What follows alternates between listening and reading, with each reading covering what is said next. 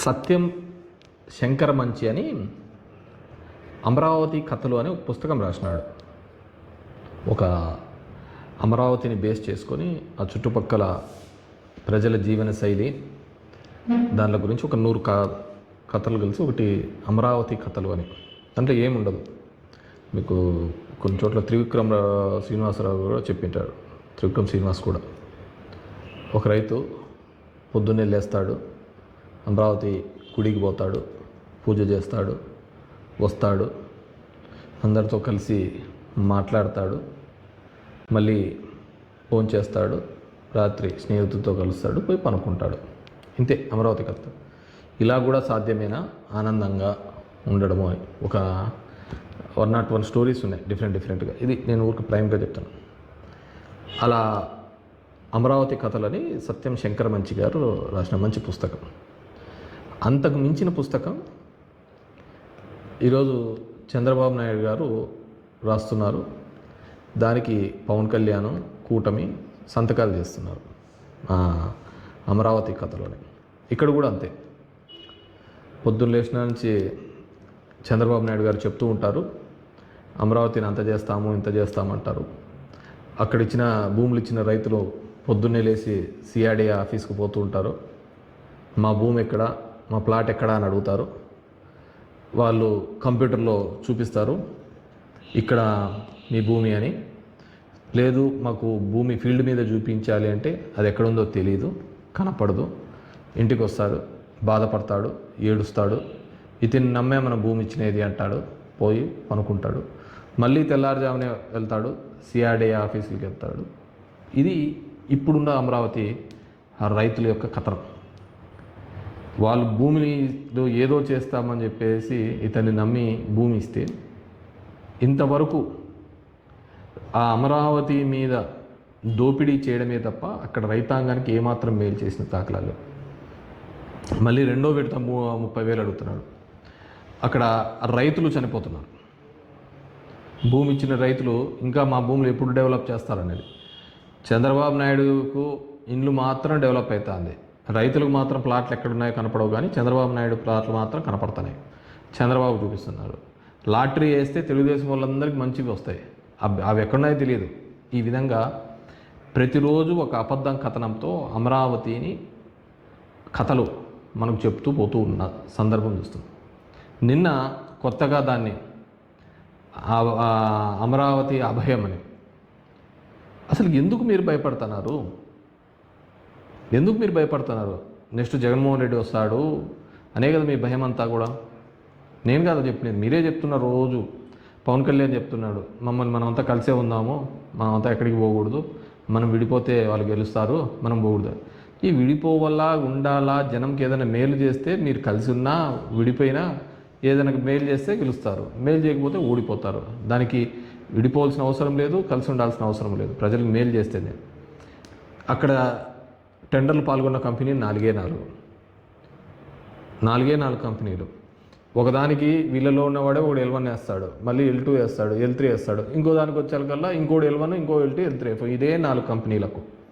మీరు చూడండి ఏ విధంగా దోపిడీ జరుగుతుందో, ఏ విధంగా అన్యాయం జరుగుతుందో. ఆ ప్రాంతంలో ఉన్న టెండర్లలో గవర్నమెంట్ ఇచ్చినవి ఎవడైనా కానీ కేంద్ర ప్రభుత్వం డబ్బులు ఇస్తే టెంపరరీ సచివాలయాలు కడతారు. ఎక్కడైనా టెంపరరీ సచివాలయాలు కడతారు, టెంపరరీ అసెంబ్లీలు కడతారు.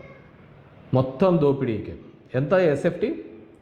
బయట మార్కెట్లో కూడా హైదరాబాద్ లాంటి నగరాల్లో కూడా భూమితో పాటు భూమి ఎకరా 100 crores కొన్న భూమిలో కూడా అన్ని ఫెసిలిటీస్తో ఎస్ఎఫ్టీ 10,000 11,000 ఉంటే భూమి ప్రభుత్వాన్ని అయ్యి ఇక్కడ 14,000 రూపాయలు ఎస్ఎఫ్టీ పెట్టినారు.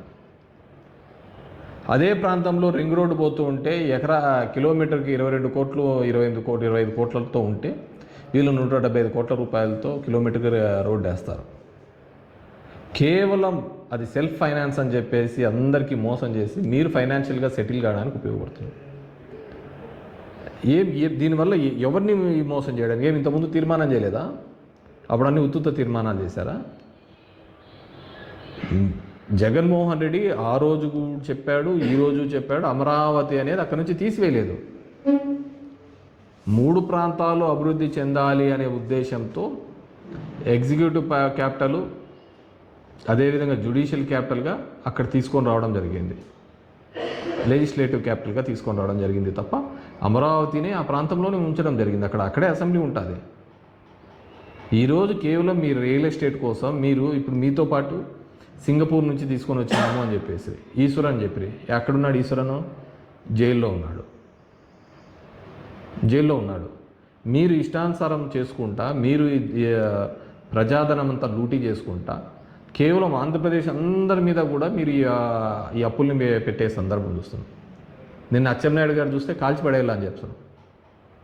ఈ అసెంబ్లీలో మీరు మాట్లాడాల్సిన మాటనా ఏదైనా నీకు అంతగా ఉంది అంటే, ఇంకా మా సత్యకుమార్ చూస్తా అంటే నల్లమల ఎండిపోతుందంట. నల్లమల మీరు చేసిన దానికి దేశమే కాలిపోతుంది,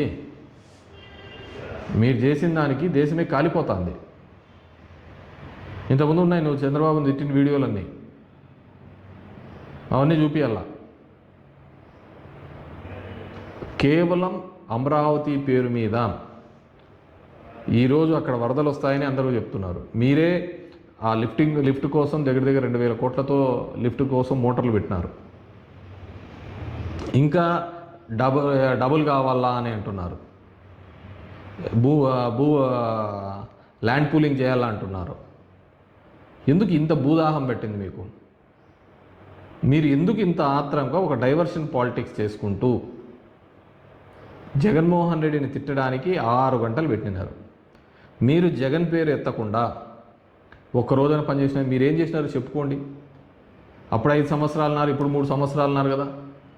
ఆ రోజు నరేంద్ర మోడీని తీసుకొని వచ్చినారు కదా. అప్పుడేమన్నారు? పాచిపోయిన లడ్డు ఇచ్చాడన్నాడు పవన్ కళ్యాణ్. ఇదే పవన్ కళ్యాణ్ గారే కదా కర్నూలు నాకు రాజధాని అన్నాడు, వైజాగ్ ఎందుకు ఉండకూడదు రాజధాని అన్నాడు, అమరావతి ఒక గేటెడ్ కమ్యూనిటీ అని చెప్పినాడు. మరి ఈరోజు ఏమైపోయినాయి మాటలు? ప్రజలు మీరు ఆలోచించుకోవాలి. అమరావతి ప్రాంతానికి కానీ దీనికి కానీ వైఎస్ఆర్ కాంగ్రెస్ పార్టీ ఎప్పుడూ వ్యతిరేకం కాదు. కానీ అక్కడ రైతులకు ఇంతవరకు మీరు ప్లాట్లు ఎందుకు చూపించలేకపోతున్నారు? ఎందుకు మోసం చేస్తున్నారు వాళ్ళకు? దానికి వ్యతిరేకం. మీరు చేస్తున్న అవినీతికి వ్యతిరేకం. దాన్ని అమరావతికి అని చెప్పేసి వ్యతిరేకం. జగన్మోహన్ రెడ్డి ఏదున్నా కానీ క్లియర్గా చెప్పడం జరిగింది. మీలాగా మోసం చేయలేదు రైతుల్ని. వాళ్ళకి ఇవ్వాల్సిన పెన్షన్లు కావచ్చు, వాళ్ళకి ఇవ్వాల్సిన బకాయిలు కానీ అన్నీ ఇప్పించడం జరిగింది. కానీ మీరు అలా కాదు కదా. ఈరోజు ఈ ఆంధ్రప్రదేశ్ ప్రజలందరూ ఆలోచించుకోవాల్సింది ఒకటే, తను చెయ్యని దాన్ని తను చేశానని చెప్పుకోవటం, ఆ క్రెడిట్ తీసుకునే ఒక ప్రయత్నం చేస్తున్నారు. నిన్న లోకేష్ అంటున్నాడు మీ వైఖరి, మా వైఖరి చాలా స్పష్టంగా చెప్పడం జరిగింది కదా. మా వైఖరి మీరు చేస్తున్న అవినీతికి వ్యతిరేకించడమే మా వైఖరి. మీరు చేస్తున్న ఈ దోపిడీకి 8% కిక్ బ్యాక్స్ తీసుకుంటున్నారు, దానికి మేము వ్యతిరేకం. ఇచ్చిన దానిలో మీరు అడ్వాన్స్ మొబిలైజేషన్ 9,000 కోట్లు వస్తే 5,000 కోట్లు అడ్వాన్స్ మొబిలైజేషన్గా పోయినాయి. కేవలం 4-5 కంపెనీలకే అందరూ బాగు చేస్తున్నారు అక్కడ తప్ప అక్కడ ఉన్న అమరావతి డెవలప్ కావటం లేదు. ఇది డెవలప్, మీరేం డెవలప్ చేసినారు చూపియండి. అక్కడ తెచ్చిన బైపాస్ జగన్మోహన్ రెడ్డి కాదా తీసుకొని వచ్చిన బైపాస్? కాబట్టి ఇంకా ఇప్పటికైనా కానీ ఈ అమరావతి కథలు మానండి. ఈ అమరావతి కథలు జగన్మోహన్ రెడ్డి గారి మీద, వైఎస్ఆర్ కాంగ్రెస్ పార్టీ మీద నిందలు వేయడం మానండి. ఈరోజు రాష్ట్ర సంపదనంతా తీసుకుని ఒక ప్రాంతంలో పెట్టాలని ఒక ప్రయత్నం చేస్తున్నారు. దాన్ని మేము వ్యతిరేకిస్తున్నాం. మా ప్రాంతంలో అభివృద్ధి చెందాలని మేము కోరుతున్నాం. ఇప్పటికీ మా ప్రాంతంలో రాయలసీమ కావచ్చు, ఉత్తరాంధ్ర కావచ్చు, కోస్తా ఆంధ్ర కావచ్చు, అక్కడ జరుగుతున్నటువంటి అన్యాయానికి మేము ఖచ్చితంగా మీరు చేస్తున్న అన్యాయాన్ని మేము వ్యతిరేకిస్తున్నాం. ఈ రాష్ట్రానికి ఏదైనా మంచి జరిగింది అంటే అది వైఎస్ జగన్మోహన్ రెడ్డి గారు, అదేవిధంగా వైఎస్ రాజశేఖర రెడ్డి గారు ఉన్నప్పుడే జరిగింది తప్ప వేరేది ఎప్పుడు జరగలేదు. చెప్తా అంటాడు సైబరాబాద్ నేనే కట్టినానంట, పవన్ కళ్యాణ్ ఆ కొండలంతా తిరిగినాడంట. డెఫినెట్గా ఆ ప్రాంతంలో హైదరాబాద్ అనేది ఒక రింగ్ రోడ్డు వచ్చిన తర్వాత ఎంత డెవలప్ అయింది, భూములకి ఎంత విలువ వచ్చింది చెప్పండి. ఎందుకు ఊరికే లేని క్రెడిట్స్ మీరు తీసుకోవాలని ఒక ప్రయత్నం చేస్తున్నారు? 20 సంవత్సరాలు అవుతుంది అక్కడ చంద్రబాబు నాయుడు ముఖ్యమంత్రిగా లేక. 20 సంవత్సరాల్లో గణనీయమైన మార్పులు జరిగింది. కాబట్టి ఈ డైవర్షన్ పాలిటిక్స్ మానుకోండి. జగన్మోహన్ రెడ్డి మీద, వైఎస్ఆర్ కాంగ్రెస్ పార్టీ మీద ఏడుపు మానండి. ఇంకా 2.5 సంవత్సరాలు అవుతున్నాయి. మీరేమైనా చేసింటే దానిలకు చెప్పుకోవాల్సిందిగా కోరుతున్నాను. అమరావతిలో గజానికి లక్షల్లో చెల్లిస్తామని చెప్పి చంద్రబాబు గతంలో చెప్పినాడు. ఇప్పుడు ప్లాట్లు కూడా చూపించలేని స్థితిలో ఉన్నారు. కొంతమంది రైతులు కూడా చనిపోయినారు. ఆ ఆవేదన. అవును, రైతులు, నేను చెప్తున్నాను కదా, అమరావతి కథల్లో భాగంగానే ఒక రైతు పొద్దున్నే లేస్తాడు, సిఆర్డీ ఆఫీస్కి వెళ్తాడు, తన ప్లాట్ ఎక్కడుందని కొట్లాడతాడు, అక్కడ పోయి మాట్లాడి వచ్చిన తర్వాత రేపు మళ్ళీ పోతాడు, ఇంటికి వస్తాడు, బాధపడతాడు స్నేహితుల దగ్గర, ఇతన్ని నమ్మి మోసపోయినామని చెప్తాడు, ఇంటికి వచ్చాడు, పనుకుంటాడు, భార్య పిల్లల దగ్గర ఆవేదన చెందుతాడు, మళ్ళీ వెళ్తాడు, మళ్ళీ సిఆర్డీఎఫ్. ఒక్క చిన్న విషయం అండి, తనదంటూ ఒక భూమి, తన 1000 ఎకరాల భూమి ఇచ్చిన రైతు తన భూమి ఎక్కడుందో తెలియదు. ఇప్పుడు అక్కడ ఇండ్లలో వాళ్ళకు చదువుకోవాలన్నా, ఇండ్లలో వాళ్ళకు పెళ్ళిళ్ళు చేయాలన్నా ఎక్కడి నుంచి డబ్బులు పుడతాయి చెప్పండి? భూమి ఏడుందో చూపిలేకపోతుంది. నువ్వు భూమి ఎక్కడుందో నువ్వు చూపిలేకపోతుంది. పంట పండిద్దామా అంటే పంట పండించడానికి వీలు లేకుండా చేసినారు. ఇంకెలా బతుకుతాడు రైతు అనేవాడు? వాళ్ళ చేతి ఏ విధంగా వస్తాయి? నువ్వు ఇచ్చిన పెన్షన్లతో బతికేస్తాడా? ఏదో అభివృద్ధి చేస్తామని అనుకున్నారు, కానీ ఇలా దోపిడీ చేస్తామనుకోలేదు కదా. ఇళ్ళలో పెళ్ళిళ్ళు కావాలంటే భూమి ఏదో అమ్ముకొని ఏదో ఒకటి చేద్దాము అనుకుంటా అంటే భూమి ఎక్కడుందో వాళ్ళకి తెలియదు పాపం. వ్యవసాయం చేద్దామంటే ఆ భూమి కనపడదు. అంతకంటే ఆవేదన కానీ ఘోరం కానీ ఏమైనా ఉంటుంది? డబ్బులు అది మామూలుగా 15,000 కోట్లు 20,000 కోట్లు ఏదో ఒకటి ల్యాండ్ అక్విజిషన్ చేసింటే కన్నా కూడా ఇంత నష్టం జరిగేది కాదు కదా. వాళ్ళకి చేతులకు డబ్బులు వచ్చేది కదా ఈ పాటికి. 12 ఏళ్ళు 15 ఏళ్ళగా ఇప్పటికే మామూలుగానే అప్రిషియేట్ అయ్యేది కదా వాళ్ళు అనుకున్న రేట్ల ప్రకారము. మామూలు భూమి ఉన్నా ఇంత దౌర్భాగ్యమైన పరిస్థితి ఏ రైతుకు ఉండకూడదు. భూమిలో పండించడానికి భూమి లేదు, అమ్ముకోవడానికి లేదు, పెళ్ళిళ్ళు చేయడానికి లేదు, పిల్లల చదువుకు డబ్బులు పుట్టాలి. అప్పట్లో పుడుతుంది. లేకుంటే ఒక యాక్టివిటీ ఉండాలి కదా, ఎకనామికల్ యాక్టివిటీ ఉండాలి కదా. ఏ ఎకనామికల్ యాక్టివిటీ లేకుండా కేవలం నీ ఆఫీసుల చుట్టూ తిరగడానికే సరిపోతుంది. నారాయణ పెనంసా అని పెడతాడు, మీటింగ్లు పెడతా అంటాడు, రైతులు వచ్చి ఏడుస్తూ అంటారు, పాపం చేసేస్తాం, సమస్య తీడుస్తామంటారు, పోతారు, అంతే. పాపం బాధాకరం. పాపం